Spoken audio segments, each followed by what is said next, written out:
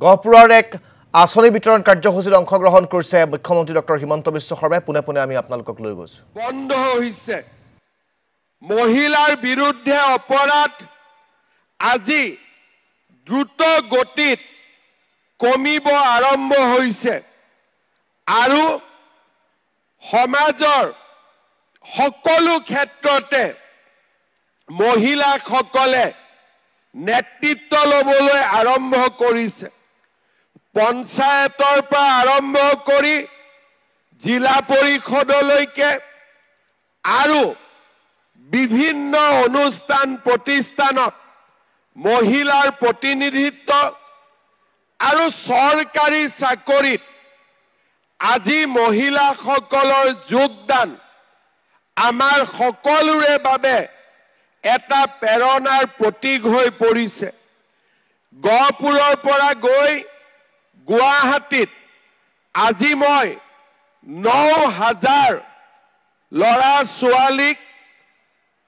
post graduate teacher আৰু graduate টিচাৰৰ নিয়োগ পত্ৰ দিম যদিও আমাৰ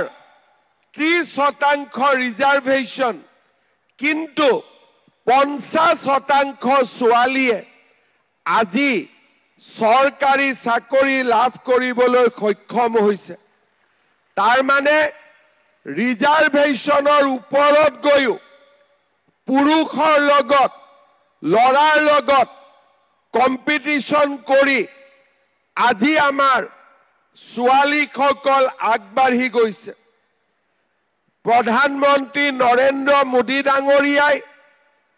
আমাক কৈছিলে যে আমাৰ মহিলা আত্মসহায়ক গ্ৰুপৰ লগত জড়িত মহিলাসকলক আমি লাখপতি বাইদেউ বনাবৰ কাৰণে কাম কৰিব লাগে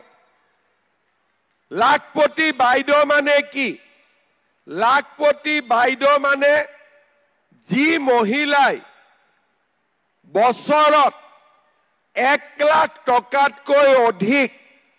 ব্যৱসায় কৰিব পাৰে তেওঁলোকক আমি